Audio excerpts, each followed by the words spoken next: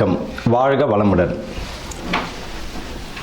இப்போ நம்ம இந்த மாசி மாதம் பலன்கள், நட்சத்திர பலன்கள், 27 நட்சத்திரங்கள், ஒவ்வொருவரும் ஏதேனும் ஒரு நட்சத்திரங்களில் பிறந்திருப்பார்கள். ஒருவரும்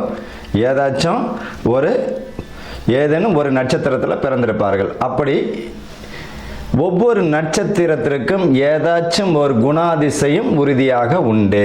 ஏதாச்சும் ஒரு குணாதிசயம் இருக்கும். 27 நட்சத்திரக்காரர்கள் ஏதோ ஒரு வித்தியாசம் இருக்கும். இந்த மாசி மாதத்தில் எந்த மாதிரியான பலன்கள் இந்த நட்சத்திரக்காரர்களுக்கு நடக்க போகுது? உங்களுடைய ஜனன ஜாதகத்தில் அஸ்வினி நட்சத்திரம்னா அதுதான் உங்களுடைய ஜென்ம நட்சத்திரம். இப்போ இந்த 27 நட்சத்திரக்காரர்கள் அஸ்வினி முதல் ரேவதி வரை இந்த மாசி மாதத்தில் எந்த மாதிரியான நற்பலன்கள் நடக்க போகிறது, எதெல்லாம் நம்ம கவனமாக இருக்கணும் அப்படின்றத பற்றி தான் இந்த 27 நட்சத்திரத்திற்குரியதை பார்க்க போகிறோம். மகம் நட்சத்திரம் அன்பர்களுக்கும் நேயர்களுக்கும் ஆனந்த வணக்கங்கள். மகம் நட்சத்திரம், மகம் பார்த்தீங்கன்னா ஜகத்தை ஆளும். பொதுவாக மகம் நட்சத்திரம் யாருடையனா சமயபுரம் மாரியம்மன் பிறந்த நட்சத்திரம் மகம்தான். அதனால தான் அந்த அம்பாளை மகமாய் என்றும். கேதுவினுடைய ஆதிக்கமுடைய நட்சத்திரம் மகம்.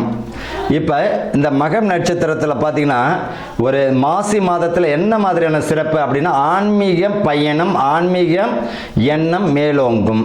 குடும்ப உறுப்பினர்களிடம் இருந்த கருத்து வேறுபாடு விலகி குடும்ப ஒற்றுமை தரும். பங்காளிகளிடம் இருந்த கருத்து வேறுபாடெல்லாம் விலகி குடும்ப ஒற்றுமை தந்துடும். அண்ணன் தம்பி எல்லாம் ஒன்று சேர்ந்துருவீங்க. அதே போல் வெளியிடம் வெளிநாடு முழு பலனை தந்துவிடும். வெளிநாட்டுக்கு போகக்கூடிய வாய்ப்புகள் உண்டு. பதவி உயர்வோ பணி உயர்வு அல்லது இடம் மாற்றம் தந்துடும். அதில் கொஞ்சம் பார்த்துக்கோங்க. நிச்சயமாக தரும். ஒன்று பதவி பணி உயர்வு கொடுத்துடும், இடமாற்றம் தந்துடும். வேலை பல அதிகமாகும். ஆனால் அதற்கேற்ற